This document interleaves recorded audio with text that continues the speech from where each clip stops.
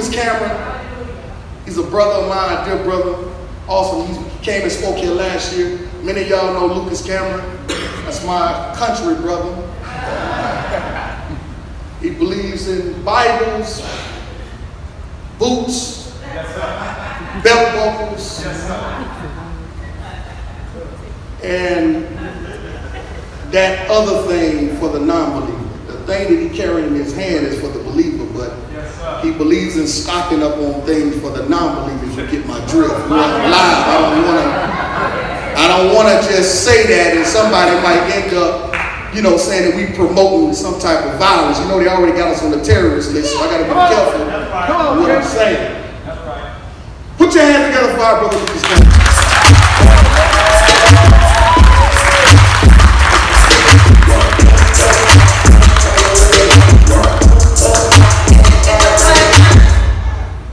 Good morning, Israel. Good morning. What a blessing it is to wake up and have your consciousness and know you've got the breath of life for one more day, right? Oh man, that's something I make sure to praise the Most High every day for anymore. Is just thank you for one more day of the breath of life to be in the land of the living. All right. So as a contractor, I've come here to talk to you today. There's many pastors and mores and teachers in the building, but you want to have a conversation with a man that does construction. All right, we're going to talk about bridging the kingdom and protecting your soul and others, being a modern day Nehemiah. I know none of us are perfect, but if you are living every day and you love y'all, you are trying to build yourself up and everyone around you. That's my ultimate goal at the end of every day. Now we're going to look at this from a building perspective compared with Scripture. Now, I've built a lot of things: structural engineering, solar, electrical, wind turbines, traveled the country, the world, you name it. I haven't never built a skyscraper, never worked on a bridge, but every construction project runs the same gambit that I'm going to go over today. All right? So we're about to have some real talk. Building things is not easy. All right?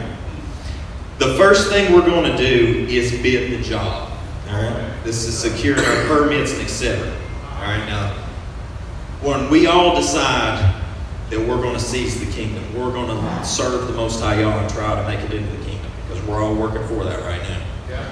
Whether come from the nations and awoke like me, or seed of Abraham and you're awoke today. Everybody in this room, if you're in this room today, congratulations, you are awoke. All right? You could have been at the football game, anywhere else. You made a conscious decision today. The one thing of real estate that we all actually own is our consciousness. Everything else is a piece of paper. You can have the Maserati, you can have the 4,000 square foot home. All that's abandoned. Okay? But your consciousness is the only one thing that we own that nobody can ever take from us. Okay? So, you made a conscious decision to go down and bid this job. Many are called to those meetings. Few are chosen. Okay? So, you are one of the few people you've chose to take this walk. Alright? Scripture says in John 16:2, they shall put you out of the synagogues. Yea, the time cometh that whosoever killeth you will think that he doeth Elohim service. I said this at Boone Church at Passover. It's coming a time, ladies and gentlemen, when the wheat and the tares, the continuum and the sifting, the more that you get in line with Yah and the more that the multitudes go with the world, what you're doing is going to look foreign. People's going to be like, what's wrong with you? It's like, right here it says in the Scripture. I don't know what you're talking about. That's going to happen. Matthew 10:37 says, he that loveth father or mother more than me is not worthy of me, and he that loveth son or daughter more than me is not worthy of me. Luke 14:28 says, for which of you intending to build a tower sitteth not down first and counteth the cost, whether he have sufficient to finish it. Everybody's got to make a decision. You've got to ask yourself, is the kingdom worth the cost? It's worth it to me. The more the days go by, there's nothing else that matters more to me than the kingdom. This whole world's vanity. And when you come to the realization of that, it makes it so much more precious. It's like the man that sold everything he had to go buy that one stone. Now, when you tell the truth, it's going to cost you. Things are going to change. There's going to be a whole nother different perspective that you're going to walk in. Now, I made the conscious decision to do this walk 10 years ago, start out of Babylon. That's almost a decade now. This winter when the snows come will make a decade.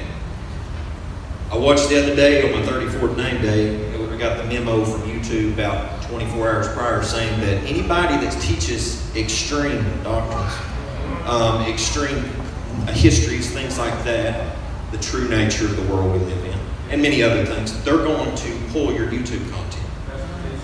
So there's many pastors, teachers out there that it's going to be gone.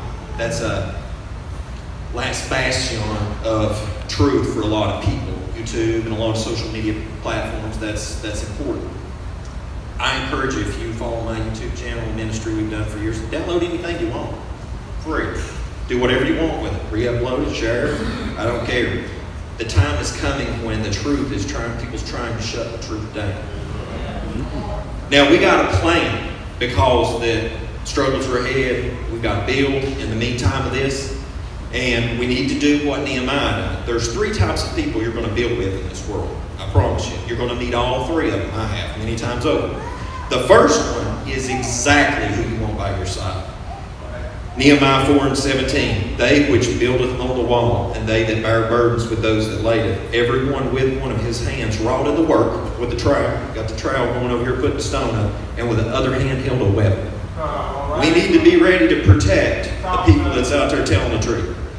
Don't let people just run them over, okay? We need to stand up there and back them people up that's building that wall with you too, all right? The second person I'm going to tell you about, I used to be a manager in corporate world before I went to work for myself doing construction. Young man worked for me. He's a great worker. Loved him to death. He decided the grass was greener on the other side. There was this bridge getting built in Knoxville across to the south side, getting redone. And the money was big money. But now, with that saying, with great risk comes great reward. So he went over there and took up the job. I hated to see him go. He was a great delivery driver for us. Went over there. A couple weeks passed. Then all of a sudden, guess who showed back up at the doorstep wanting their job back? Somebody died building that bridge. A lot of the guys seen it. It just disturbed them terribly. They checked out. You're going to have a lot of prodigal people in your life. You're going to have people that's come in, they're just ready to work with you. The next thing you know, then they see something better or the grass is greener and they're gone. And then they get their head on straight and they come back and say, man, I wish I'd have stayed there building with you. Look at you, you're still holding on. This is going to happen a lot. You still got to love these people because when they do get it together and come back, they're going to stick with you this time. That guy stayed with me to the very end of me being a manager there. But it took that waking him up.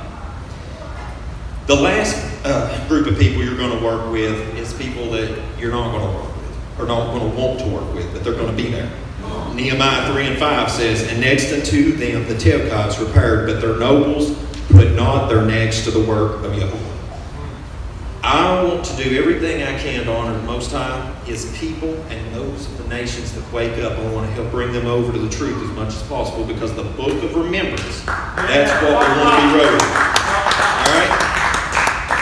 I didn't know who said this quote, and I was actually very shocked when I read it because somebody I have great respect for. Dr. King said, in the end, we will remember not the words of our enemies, but the silence of our friends. When you are in your darkest hour, when people go through the lowest valley, which we're going to get to in a minute building this bridge, but when you hit rock bottom, whoever's still down there putting the shovel in the work with you, that's your real friends. All right, so the next thing we're going to do is now we've got a work crew established.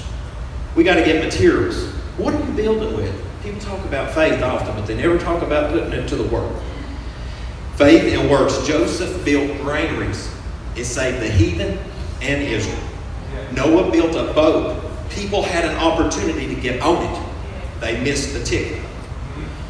Ezra and Nehemiah put their hands to the work and rebuilt the walls of Jerusalem that still are standing there today. The 7 trumpets are coming in our generation. We can do 2 things. We can sit by and act like it ain't going to happen. Or we can get ready.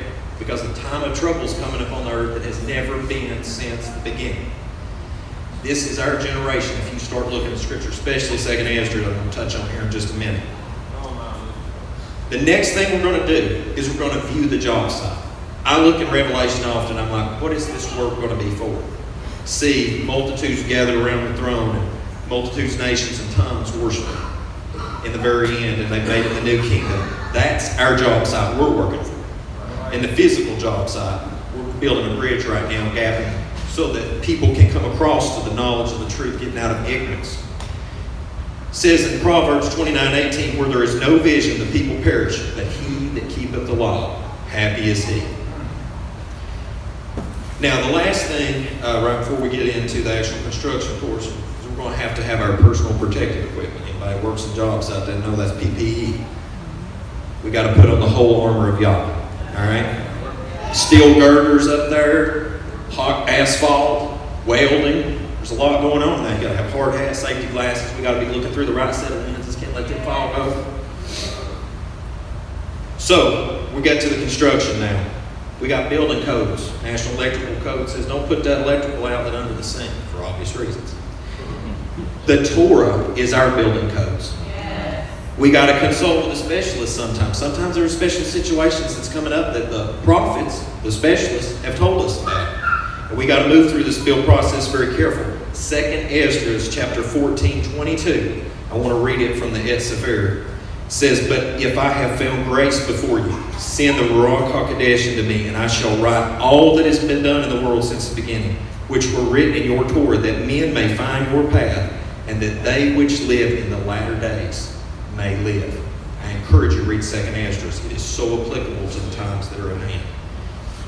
Now, we got to lay a foundation. It's a two-part process. We got to dig deep. People ain't digging deep in the scripture. They'll go home, watch a Game of Thrones, but they can't get 5 minutes in the Word. The scripture says in Psalms 145:3, great is Yahuwah and greatly to be praised, and his greatness is unsearchable, infinite, all-knowing. But we live in a finite world. So we've got to go to the scripture and find these things out so we can actually have a foundation to stand on. The law and the prophets, not tradition. That's why I left Babylon. As an elected deacon, I'm like a mount, folks. I don't care about the church doctrine. What thus saith Yahweh is all that matters. Isaiah 8:22, the Torah and the testimony. If they speak not according to this word, it is because there is no light in it. The world is dark and full of terrors. House built on solid rock or shifting sand. All right, now Messiah gave plenty of wisdom to people out there building for the kingdom today. Matthew says, therefore whosoever heareth these sayings of mine, hearing and doeth them. You got to hear and do it. I will liken him unto a wise man which built his house upon a rock, and the rain descended, and the floods came, and the winds blew and beat upon that house, and it fell not.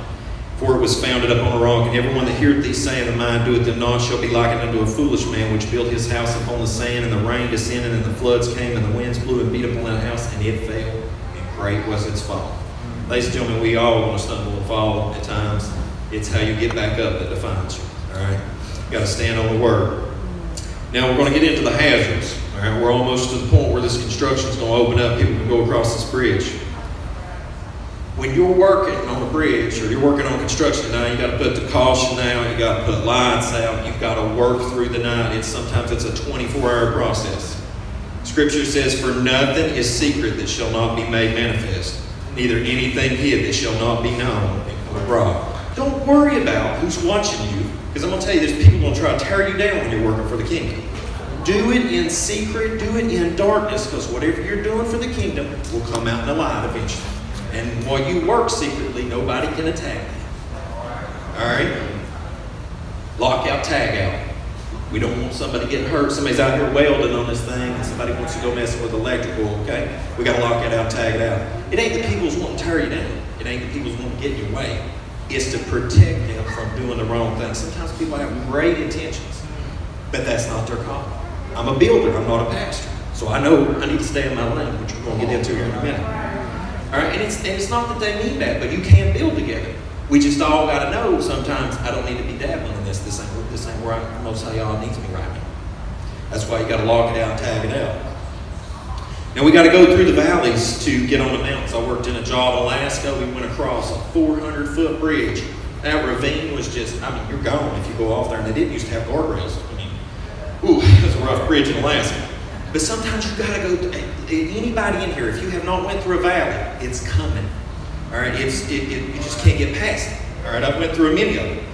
the mountain of God, I don't know if you've heard it, by third day it says, till you opened up my eyes, I never knew I couldn't ever make it without you. Even though the journey is long and the road is hard, or the one that has gone before me will help me carry on. After all I've been through, now I realize the truth. I must go through the valley to stand up on the mountain of Yah. That's really powerful, ladies and gentlemen. And I'm going to tell you, it makes the appreciation of when you stand up on that mountain so much more great. Now, we got to build risers sometimes, either going over other roads or rivers, and etc. We've got to rise above the noise and the crowd and everything that people say sometimes. And in a direct result of doing this, on New Moon Day, our fellowship goes down to Knoxville, helps feed the homeless, clothe them, whatever they need. And they live under an overpass that had got built some time back when the city decided to make them a place there where they could live. So sometimes when you're rising above the stuff, you don't know really in result what you're actually helping people along the way. You're making a way for them. Elder Dimitri said last year, I'll never forget this. He said, Jeremiah 16, quoted part of Jeremiah 16. O Yahuwah, my strength and my fortress and my refuge in the day of affliction. The nations shall come unto thee from the ends of the earth and shall say, surely our fathers have inherited lies, vanity, and things wherein there is no profit. Scripture fulfilled. All right? Seed of Yaakov standing in front of you today. Okay? My ancestors go all the way back to native Siberian Russia. I am telling you, from the bloodline of people of the ends of the earth, we have inherited a lot of lies. You've got to go back to the Word if you want to build that bridge. All right? And that goes for everybody in the world. We got to quit listening to all the noise up there. We've got to get back to this. All right? Because the world don't want you to know who the people of the book is, because prophecy surrounds them. They don't want you to know about the end days. They want you to they want you to smash that wall. We've got to get back to what thus saith Yahweh. So I'm getting finished here. I don't mean to run over on time. I'm going to wrap this up. We got to stripe that road. I think that I heard Brother William talking about this morning that people get here safely through traffic. There's a reason they put them stripes down the road. How many times have you been down the road and ain't a stripe? Somebody's already halfway over your lane. You got to tell people to stay in their lane. All right? 2 years, past 2 years of my life, I lost everything. And the hardest thing I had to learn as I got back up is to tell people to stay in their lane. Don't let people get you off the directive. There's only one path. There's only one path to the kingdom. Everybody says all roads lead to Rome, but the last time I checked the road map, I looked back and I read the inscription. It looks like they all lead to Babylon. 7-1. Now, I'm going to tell you it's about OSHA. If you ever see OSHA show up on the job site, you better run for your life. Judas is in every crowd. I worked for a friend of mine. He owns a construction company. He had to fire a gentleman for inappropriate behavior with another worker there. He had helped that man again and again and again through the years as a friend, like blood, like family. That man went, you know what he done? Called OSHA. All these violations that haven't exist, but yet don't exist. They show up at the door. It's all fine and good. They leave. Life goes on about usual. But there is a Judas in every crowd. You will bleed for them. You will give everything to help them. You will pick them up when they fall. And when you fall down, you better watch out. They're going to sell you out. And this is coming in the last days. This is why we can't look at mother and father and be like, you know what, I love you. I love Yah. Now you won't come for the ride, that's fine. I stand with Israel. I stand with whoever that's going to stand with Yah. The rest of y'all jokers, y'all will stand over there. Okay? The goats are over there and the sheep's over here. Now, the last thing we're going to talk about is 2 things on this finished product that we just got done. Sometimes a state will hold you up. You're about to open this overpass. State will hold you up. You'll get sued from a company because they're like, well, you shorted us $5 on the material bill. No, sir, we did not. This happened in Nehemiah 6. Nehemiah had the okay from the sovereign to do the sovereign's business of building the kingdom for the Most High. But they didn't like that. Some people didn't like that. This is called character assassination. This is called mission killing. These people exist. These 3 jokers, Sanballat, Tobiah, and Geshem, tried to stop the finished work at the final act. You know what Nehemiah done? He's like, forget you. I'm working. And he kept on working. That's what I tell everybody anymore. Don't worry about it. Plenty of people's trying to character assassinate me. But you get on YouTube, You get out there helping try and spread the message, they're going to try to kill you dead. All right? I mean, heck, the reason they're pulling people's YouTube channels must be making an impact on people. Now, the last thing I'm going to tell you right here, and then we're going to have a congratulations because your bridge is built. Pre-pass toll booth. I went through the Florida toll booth thing over here. If you don't have a fast pass or whatever to go through, or if you don't pay the toll, you don't go through. Not everybody needs to come across that bridge you built. All right? We don't need every wind of doctrine coming across. If it ain't sound doctrine, if it ain't something that's building the kingdom, we don't need that in there. There's plenty of people that think that they need to be above everybody else, or they have a word to bring, but if it ain't founded in the scripture, they don't need to be there. All right, so that bridge ain't for everybody to come across. Just like the Most High Yah wrote 12 names on the gates of the kingdom. There is a people you enter through. There is a Torah that you will follow. Now, congratulations, you built this bridge. Much struggles. That is your legacy.